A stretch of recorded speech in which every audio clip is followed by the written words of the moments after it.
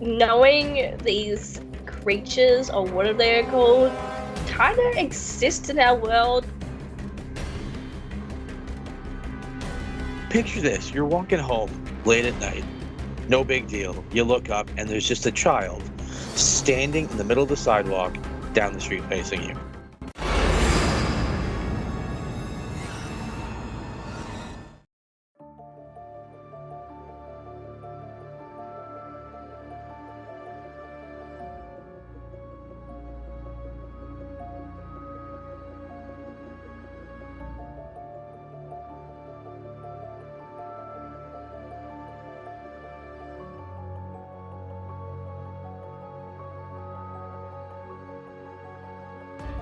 Hello, everybody, and welcome back to the We All See Things podcast with your host, Nathan, and my co-host, Lauren. Hey everybody, and welcome back, Nathan. It's so nice to have you back again. I'm not alone doing this. I know, and I apologize. I had to take some time off for some personal stuff, but I am back, and we're going to jump right into it with some pretty cool stuff. Today, we're going to delve into the eerie world of the black-eyed children, which is creepy right off the hop with that. Legend has it these mysterious entities appear out of nowhere, knocking on doors and windows. Their eyes are pitch black, asking to be let in, but who are they and what do they want? Oh my goodness. Just knowing these creatures, or what are they called, kind of exist in our world as like an urban legend, it's really pretty creepy.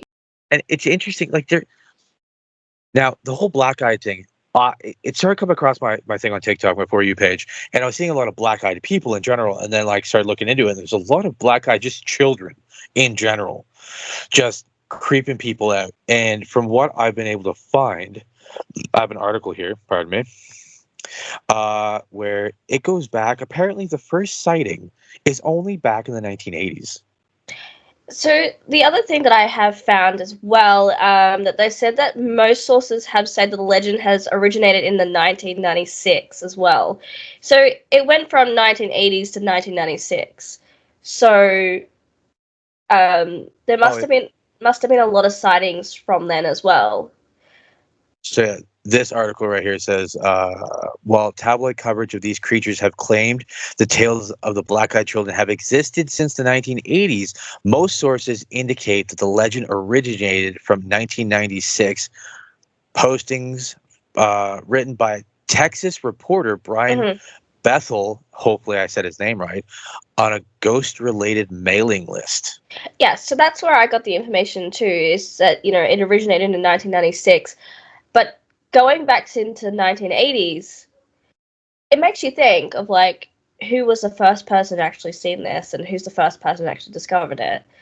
So... Now I know what it... Okay, I said ghost-related mailing list. I was like, what the hell? But then I remember back in the day, reporter, you could mail into a newspaper or news station, and they would read your mail on the air, or the person would respond in an article in the newspaper. So there's two alleged encounters with black-eyed children or Bethel describes encountering two such children in Abilene, Texas in 1996. Okay, so there was a case, obviously, like, far from what I've read, they sound insanely creepy, like, Anything to do with kids is creepy. I mean, if we can go back to, like, horror movies like Children of the Corn, Pet Sematary, Pet Sematary, and so many other ones, it's pretty freaking creepy. Picture this: you're walking home late at night. No big deal. You look up and there's just a child standing in the middle of the sidewalk down the street facing you. Nothing creepy has happened yet, but you just think about that and right away you're like, nah. But for me, I would be curious to wonder why there's a child there, like, where its parents, like, where did this child come from? So for me, I would probably investigate it. Yeah, I know, but all you see is just this silhouette of this kid just standing there. I know, but I'm just saying, I'd be curious to know where the frickin' parents are, or guardians or whatever, so I would obviously investigate. I mean, that's one way to get killed, isn't it? When it comes to a... Well, it's more like you stand back far enough. You're like, hey, buddy, what are you doing? And then he starts just running at you. Or then I would piss bolt. Yeah, I'd go. see the look on your face. You're like, ugh. Like right away. You're like, no, I'm out. Right. No. If a kid came running at me, I would run. I would run too. I mean, if it comes to Pet Cemetery and someone put a baby in a grave and they came back with a knife running after me, I'm running. I'm going. Yeah, but it's a baby. It was a 3-year-old. Oh, well. Technically. What? Oh, yeah, he was. Well, I think okay, it's 2 still or 3. A 3-year-old. Gage. That's like a football with legs. He's came back to life. I'm just saying, in like a Pet Cemetery kind of like... I think that's a free pass for a free kick. It's like that kid and that doll. You know the creepy doll? Oh, yeah. Yeah. Yeah, kid comes around the corner and like him and his brother, he just sees it and then he stops for a second and then he just rushes it and kicks it in the head. I'm like, that kid's gonna survive a horror movie. I mean, see, I'm the one who investigates the creepy sounds and the scary looking things. I'd probably be the first one to die. Well, that's kind of what we do though. We investigate scary things. I know, but anyway, when it comes to children with, blacked out eyes and they're just staring at you, it's a whole nother level of creepy. Oh, so just seeing this as well. So one was in Abilene, Texas, and the other one was in Portland, Oregon. Not even close to each other. Oh, okay, yeah. Right. Which is interesting because usually, like when you hear something creepy happen, all of a sudden other people are seeing stuff in the same area. But Portland, Oregon, and Abilene, Texas. I'm actually going to Google Maps this because I want to see how far away it is. And you got to think this is back in '96. No social media, no Facebook, no YouTube. No, you don't jump online to find out what's going on. You just read the newspaper. Now, to be fair, for all we know, the first guy said something, and the next guy's like, "That sounds cool. I'm going to say the same thing." That could have been what happened. I don't know, but it wasn't as rampant as it is today, faking stuff like that. No, not at all. I mean, some of the stories that I have read on the black-eyed children, I mean, where the hell do they come from? Like, they just come out of nowhere. Like, there's no origin to them from the sounds of it. No, I couldn't find anything to say, like, where they came from, how they got there, or that kind of stuff. I never found any information on that. No, there's no origin story. There's no, like, a causation. Like, ghosts, there's always a reason somebody was murdered or something horrific happened or something. Right. But black-eyed children are just there. Yeah. So, but anyways, so between Portland and Abilene, Texas is nonstop 1 day and 4 hours driving. Okay. So they're not even close to each other, which that's what's interesting about that. Right. Yeah. What I'm looking at there is a story. There's a story on here. I'm not sure if you're looking at the same page that I am, but there is a story that says, in a snowy town within the middle of nowhere in Vermont, an elderly couple had heard a sound of 3 loud knocks on their door. They opened the door and saw 2 children, a boy and a girl. Parents will be here soon. May we come in? The children did not make eye contact and just stood there in the doorway. The elderly couple hesitated, but after a while they let the boy and the girl inside. The kids settled on the couch while the wife made some hot cocoa and the husband asked them questions that went unanswered. The wife returned and noticed that her cat was scared and angry with the children. May we please use your restroom? The wife looked at the kids and she finally saw them. The children's eyes were black as starless universe. She directed them to the bathroom and they returned to her husband, who's covering his face with his hands. Did you see their eyes? Their husband then showed her his hands full of blood from a nosebleed. The power suddenly went out and the house turned as dark as the kids' eyes. The wife headed to the restroom and was confronted by the voice of the kids at the end of the hall. Our parents are here. The kids then exit the house, leaving the door wide open. The wife noticed that there were two men at the end of the driveway. The men were very tall and slender. The wife waved, but did not receive the same friendly gesture. The two men and children then drove away into one car. The power then came back on a little later after the kids left. Throughout the next week, weird things happened in the house. Three out of the 4 cats went missing, and the 4th one had been found dead in a pool of its own blood. The husband continued to have nosebleeds and finally went to the doctor, where he was diagnosed with a very aggressive skin cancer. What? So he was having nosebleeds, but he had skin cancer. So I'm guessing that's the weirdest part of the story for me. I'm guessing the children were staring at him, and he noticed their eyes were black. So I'm guessing the children did something to cause that nosebleed. Okay, but he kept having them. He kept having them afterwards after the children left. So they could have been some sort of paranormal phenomena happening with that house because of those children being there, unless the children did something inside the house while they're in the bathroom. Maybe. That's how I'm seeing it. Because how can 4 out of the 3 cats go missing and the 4th one ends up in its own pool of blood? I mean, there could be possibilities of a car hitting it, and other reasons. Could be a bad neighborhood, shitty neighbors, like multiple reasons for the cats.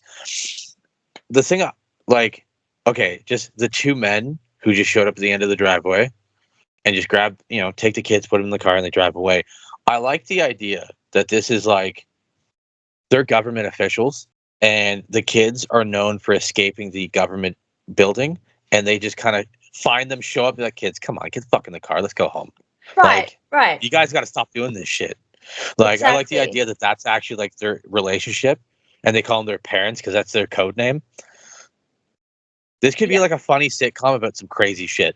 I mean, it could be like, they could be aliens. They say that they think they're aliens. Maybe we could go down this whole rabbit hole of, thinking this. But that's shit though. Why would they be aliens? I mean, where did they come from?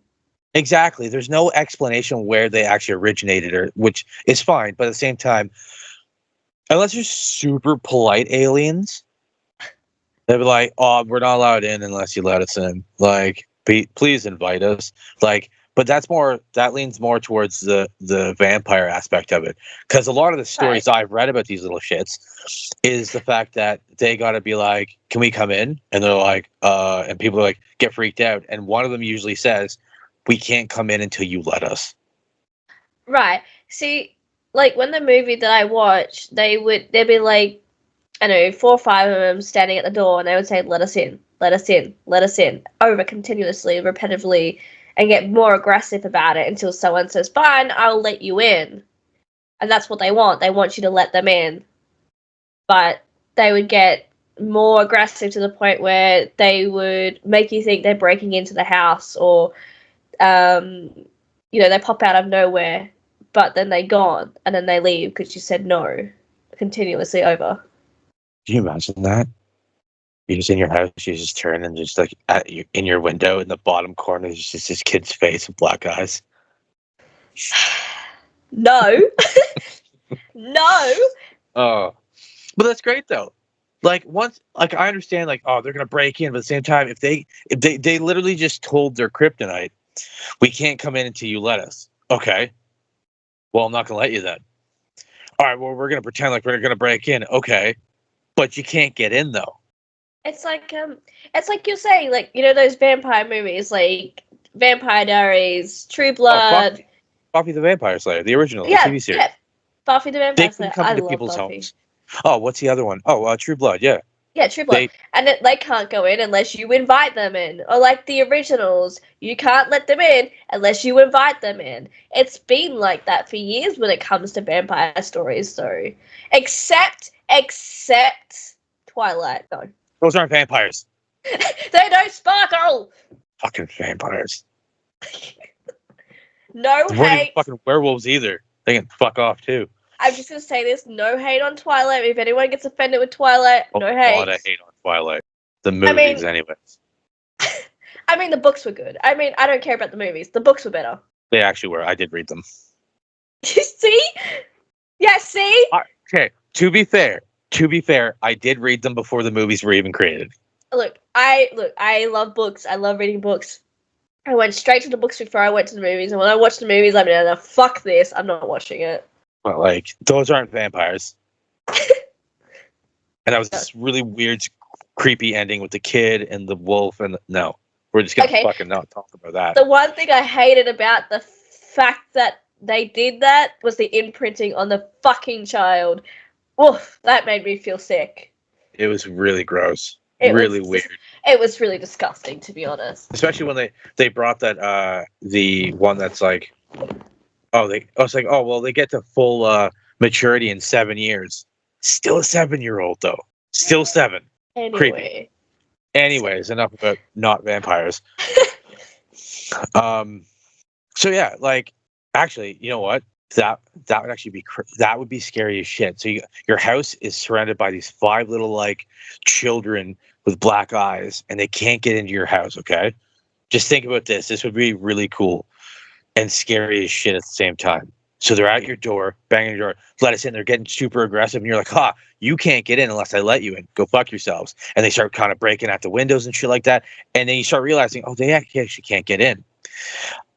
And they're like, "Well, if we can't get in to get you, we'll get you to come out to us." Right. And they light part of your house on fire from the outside. Right. Yeah. You got to think how scary that would be. Your house starts getting burned from the outside. You can't put it out because you got to go outside. Uh-huh. That'd be terrifying. I know. Just thinking about children with pitch black eyes, just no. And I would hate to wake up in the middle of the night with just one standing at the end of my bed. No, not the end of your bed. The whole, like, your door in your bedroom's just open, and like you only see half their face. I have to sleep tonight. Put that in my mind. And they're just standing there, just like.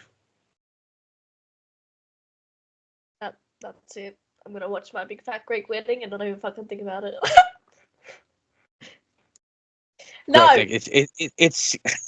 I already have enough night terrors as it is. I do not need another one of children peeping and having to look where I am.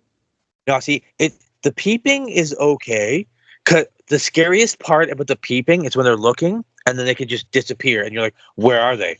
The next scary thing is when they're kind of standing from behind something, because then they can come out and just run at you real quickly.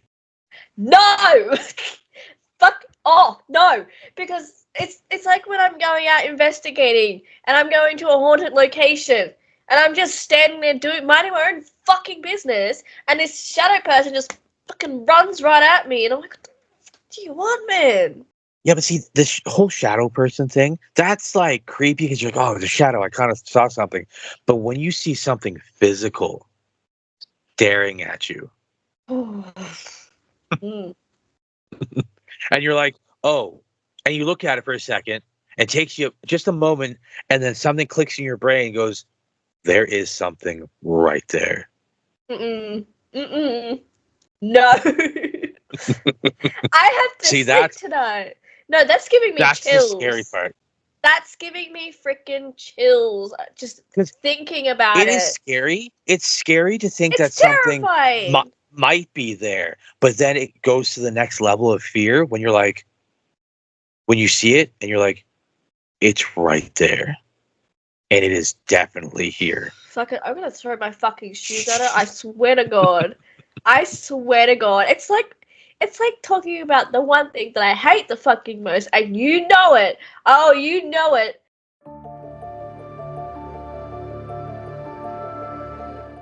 No.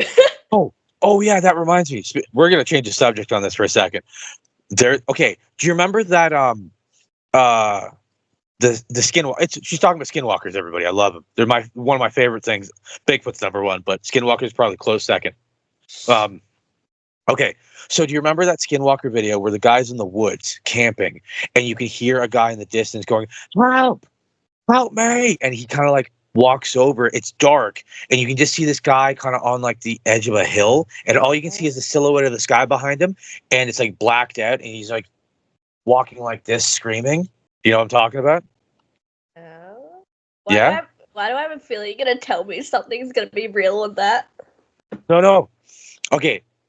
If you can, find the clip. If you can put it into the video, find the clip just so people know what I'm talking about, or get a picture of it. They made a fucking movie. You're kidding.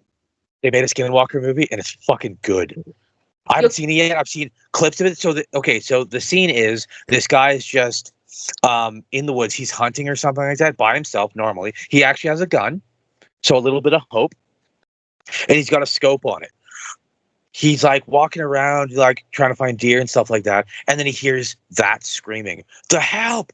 Help me!" And then he's like, he goes towards it, sees something kind of like off in the distance, lays down to get like a proper look with his gun because it's got a scope on it, sees a guy doing the fucking movement thing, and then kind of like slips, his arm slips. He's like, oh shit. And then props the gun back up, looks through the scope.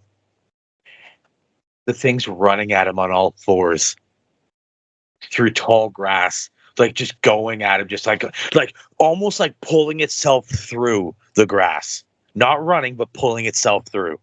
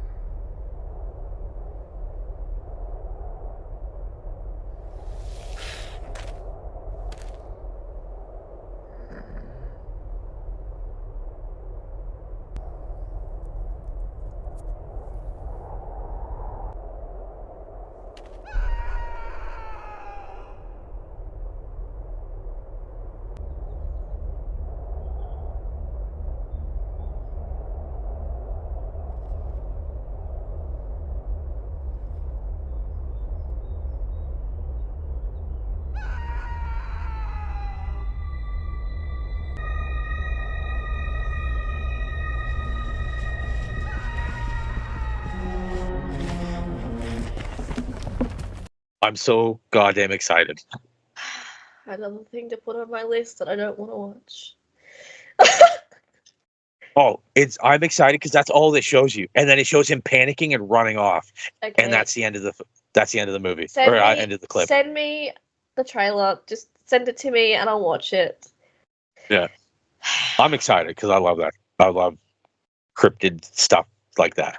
Yeah. If you want to ever ask him anything about cryptids, you go to him because I tell you what, he knows more about cryptids than what I freaking do. And that says a lot to a paranormal investigator. Oh my god, no. Yeah. No. I hate them. I hate them with a passion. I know we're supposed to be talking about black-eyed children, but just while we're on the subject, going off tangent, it's fine. Tangent. Yeah.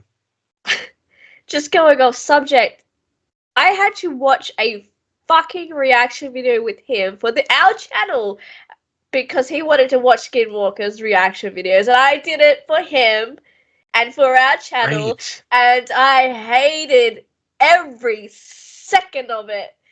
I was clinging onto my chair, and I do it for my viewers, I do it for my fans, I do it for Nathan.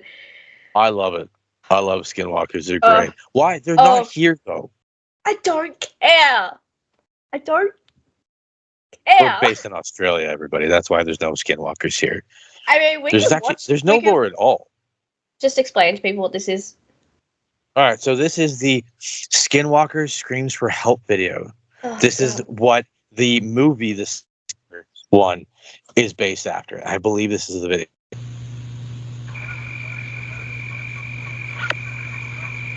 Do you have a tent?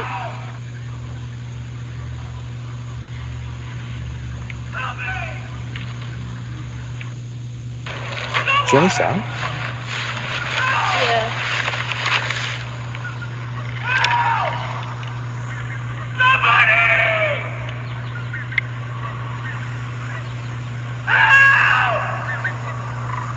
Oh god.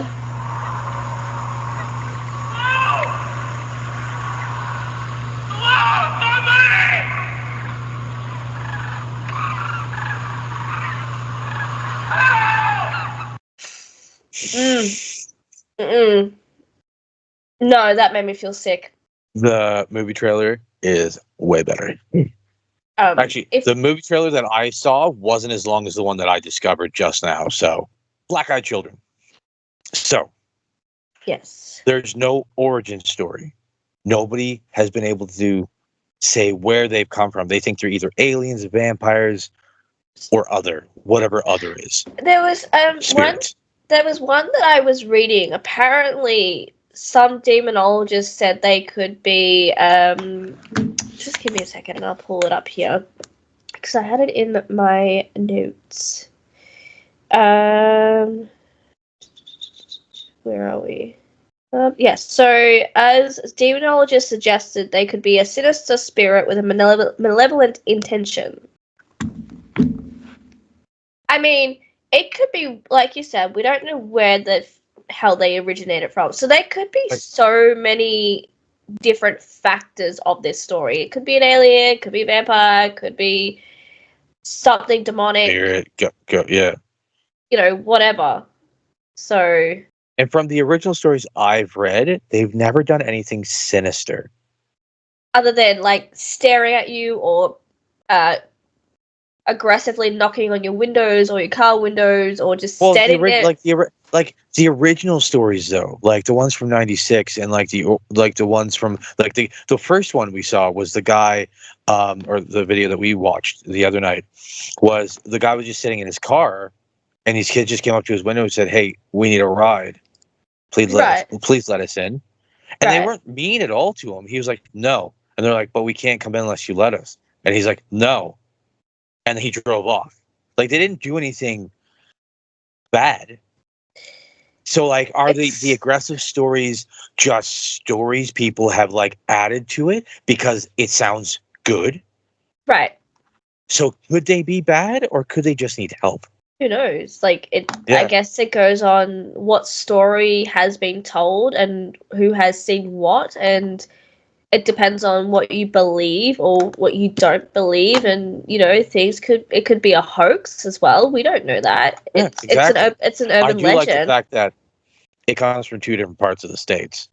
Like one's from one's from the Texas, one's from Portland.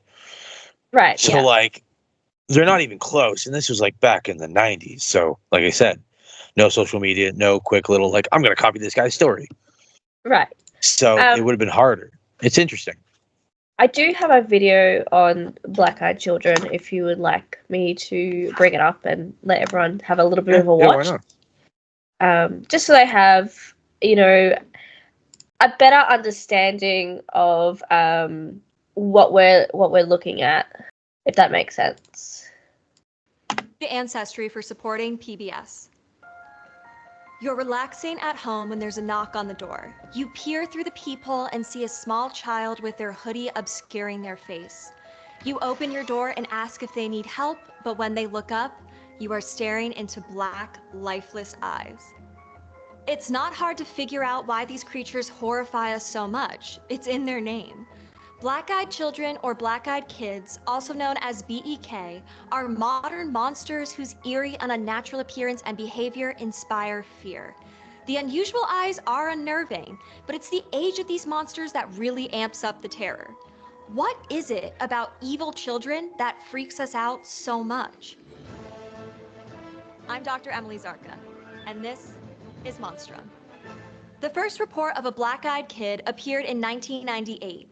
Texan reporter Brian Bethel wrote of an experience he had 2 years prior while he was sitting in his car near a movie theater. Bethel claimed that his car was approached by two boys around the ages of 9 and 12 wearing hooded sweatshirts. One appeared as an olive-skinned, curly-headed young man, and the other a red-headed, pale-skinned, freckled young man. Bethel opened the window a crack, and the two boys asked for a ride to their mother's house to pick up some money so they could see the Mortal Kombat movie. To this day, Bethel recalls that when the second one of the boys spoke, he felt an unnatural sense of dread. He pointed out the movie had already started and they wouldn't make it back in time.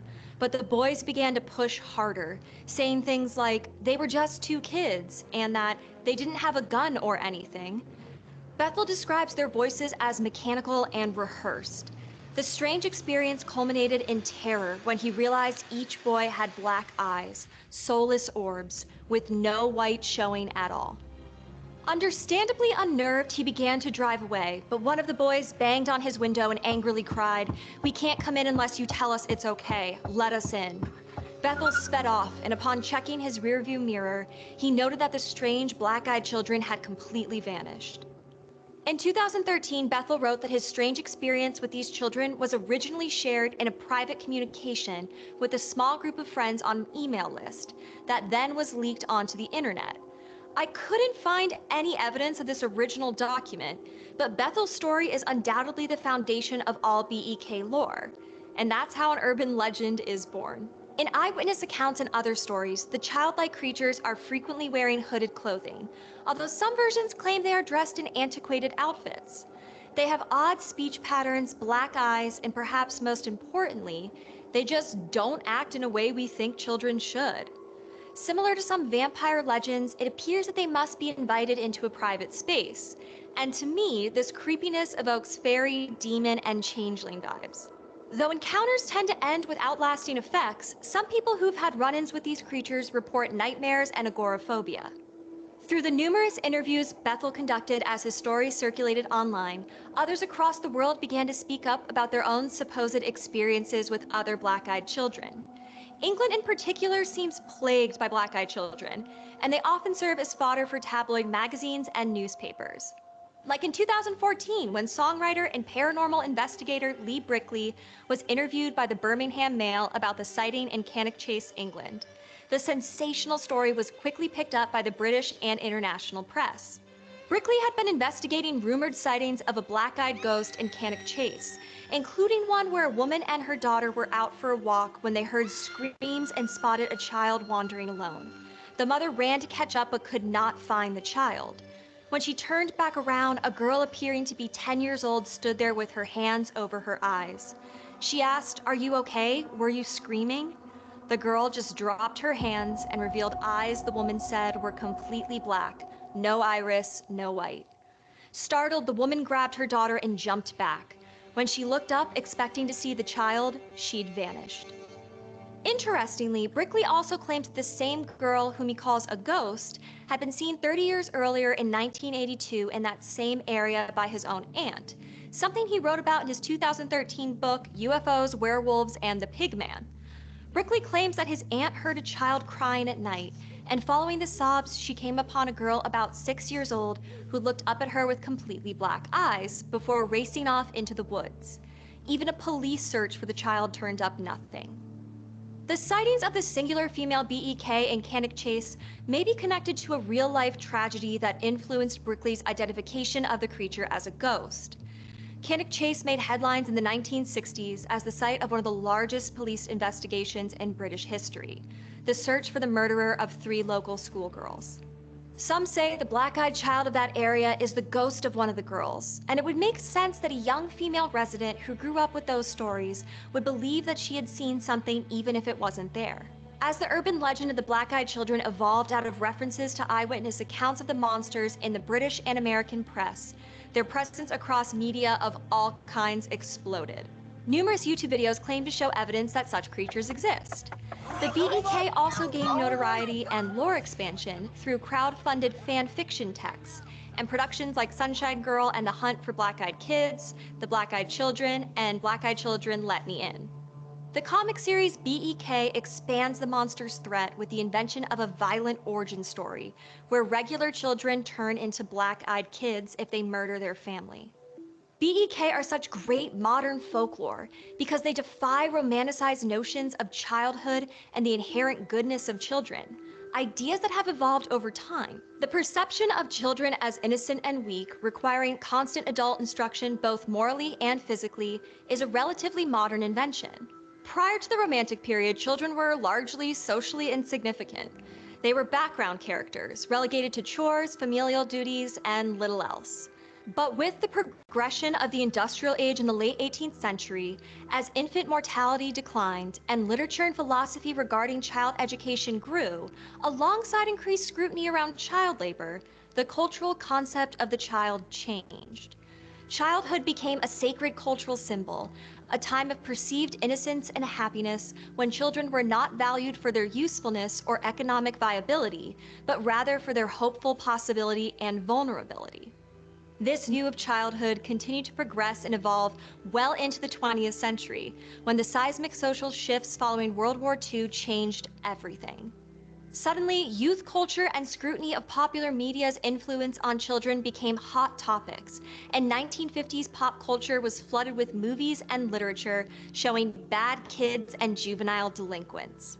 Around this time, the theme of children being born evil became a prevalent one, as we were introduced to ever younger characters with genetically inherited threatening characteristics, like a desire to kill and mind control. Then through the 1970s and all the way into the 90s, we see a spike in horror texts with children possessed by demons or some other kind of evil entity. They're even portrayed as the literal offspring of Satan or the devil himself.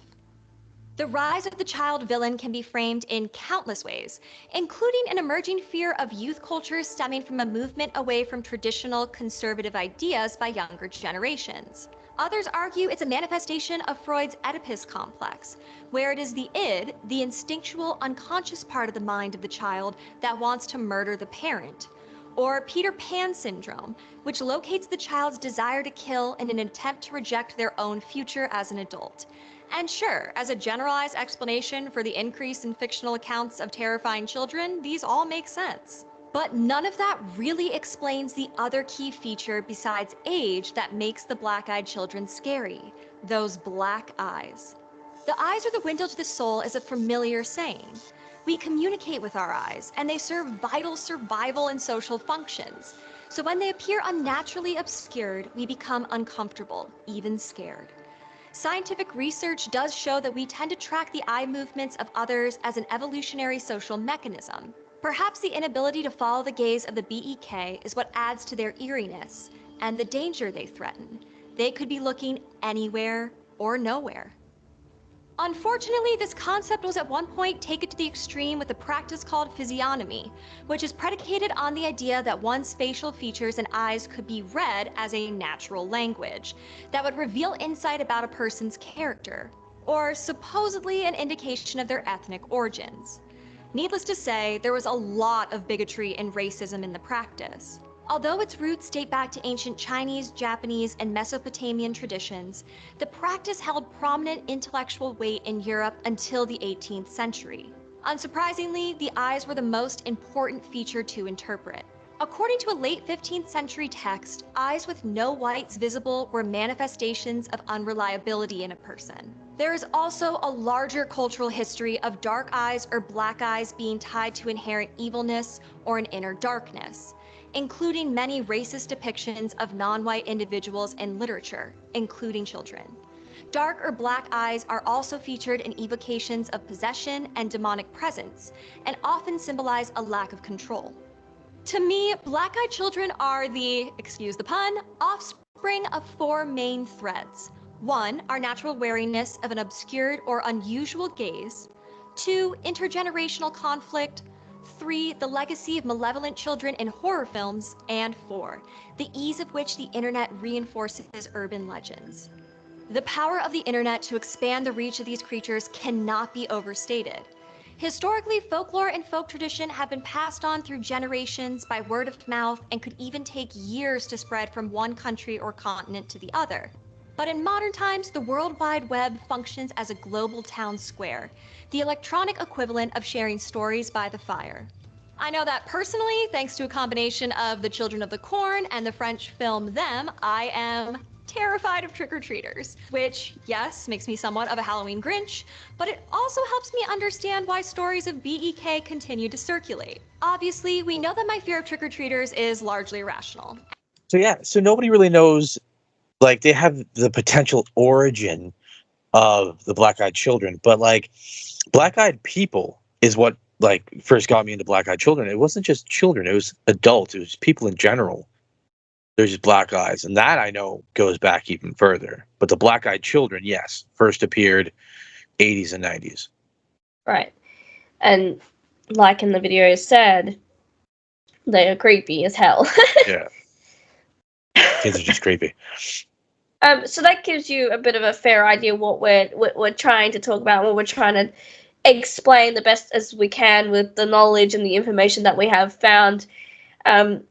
And as creepy as it is, black-eyed children are freaking creepy. Mm-hmm. So I mean, it's like when it comes to, like they said about the movies, like The Omen, The Exorcist, The Children of the Corn, the Pet Cemetery, and so on and so forth. It's they're trying to make out children to be the evil ones or the bad ones to scare us, basically. I mean, how would you like it if a child was wandering up your walkway and they just were eyes were pitch black and knocking at your door, Standing there at your window, outside your house, the end of your hallway, just or peeping through the windows? Who knows? I mean, hell, I would never open the door. oh, fuck that. Somebody's knocking at the door in the middle of the night? Nope. It's probably my cat. It's probably my black cat. Fuck off. Piss off. I'm sleeping. We're only allowed in if you let us. Then don't come in. Piss off. Right. Yep, exactly. My goodness, what a roller coaster of a ride of this story and these so many other ones. There is, I want to know where they come from. I want to know where they originated from. Yeah, like the origin, where they created it, like the vampires, aliens, ghosts, what are they? Where are they coming from? I do like the idea that it has something to do with the Fey world. That fascinates me. Because that's a whole different podcast. That's a whole different episode. Yeah. Like, I don't know much about it, but it seems interesting. So I might have to do some reading on that. Yeah, oh yeah, no, it's good. There's so much to do with like the whole fairies, goblins, red caps, everything. Like, I remember many years ago when I was a young child, that if you saw a mushroom circle, that it would be the fairies circle, and you don't touch that. You don't touch that circle because it belongs to the fairies. That's what That's what I always remembered. Or if I see like little fairy houses placed in like sort of a certain spot in a garden, you don't touch that house because that's the fairy's house. Like those things. Like I still believe in that. I'm 27 years old and I still believe in fairies. Of course I do. I mean, saying to a paranormal investigator saying that doesn't believe in fairies, it doesn't make fucking sense. I see ghosts. I believe in ghosts. I believe there's other entities in the world. So of course I'm going to believe in fairies. Of course I'm going to believe in mythical creatures that could have existed many, many years ago before we even existed. But, like I said, for when I was a little girl, if I saw a ring full of a mushroom ring or fairy houses, I know fairies would live there. Oh. It wasn't just mushrooms. There's also, if it was like a ring of flowers as well. That too, yeah. Yeah. I mean, I would have so many different fairy books that would say, there's a ring of mushrooms, a ring of flowers, or houses, and so on and so forth. A good movie that actually touches base on that, not even touches base, the whole movie's about it, is the Spiderwick Chronicles. Yes. I think they're making a second one. Really? Well, they should, because it ended at a really good spot where they could do more with it. But when it comes to the lore, that movie's actually pretty goddamn accurate on the lore of the Fey world. Because I know I've read into the Fey stuff and from different parts. Like there's stuff in North America and there's stuff in the UK and everything. Like that, pretty goddamn accurate. That movie. I love that movie. That movie is fantastic. It's a really great movie. Yeah, especially the tomato sauce. Now throwing at the goblins and stuff. That was great. Mm-hmm. I mean, good. I like the red caps and how they explained goblins and house brownies and bogarts and everything. It was great. Yeah. For sure. I think that should be our next topic, for sure. I like that. Yeah. The Fey world. Yeah. Because it's a lot of fun. It sounds it. I mean, I let's talk about it. Like, I find that fascinating. I mean, I know it's not all scary and paranormal and cryptids and stuff like that, but it's also another world into that veil of unveiling what's under that veil. You know what I mean? As in, like, There going is a into suspenseful. Sorry, there's a movie with red caps in it, like right, an actual like horror movie. possibly. Oh, like I mean, it's not really fae, but I'll say like leprechauns kind of thing. Would you call that? Technically, they are part of the Fae world. They are a type of Fae, I believe. I mean, Leprechauns. That's a whole different thing. Like I said, there's stuff when it comes to the Fae world. When it comes to the UK, Ireland, Scotland, they yeah. all have their own really in depth like lore on the Fae stuff. And changelings. Okay, we need to stop because I'll keep going. This is a whole different episode. We'll do this in another episode. All right. For sure, yeah. We'll finish this off here. So, what we've learned today is that don't let kids with black eyes into your house or your car. And if you have, it's already too late. I mean, if I saw one down the street, I'd be walking the other way. I want nothing to do with it. It's crazy. Like I just don't want to be sitting in my car after an investigation and then this fucking kid. Hello, let me in. No, fucker. No. No, go to bed. Piss off. Where are your Past your parents? bedtime. Little shits. Yeah. No. I hope you guys really enjoyed as much as I did. I know we went off topic a little bit, but that's what we normally do. We go off topic. But yeah, make sure you don't run into a black-eyed child. And how would you react if one was knocking at your door? Or looking in your window. Yeah. Let us know in the comments. All right, everybody. Thank you for listening, and we'll see you in the next episode. Yes, we'll see you in the next one. Make sure you like and subscribe and share our channel, and we will definitely see you in the next one. And this time, I won't be alone. There you go. Bye, everybody. Bye.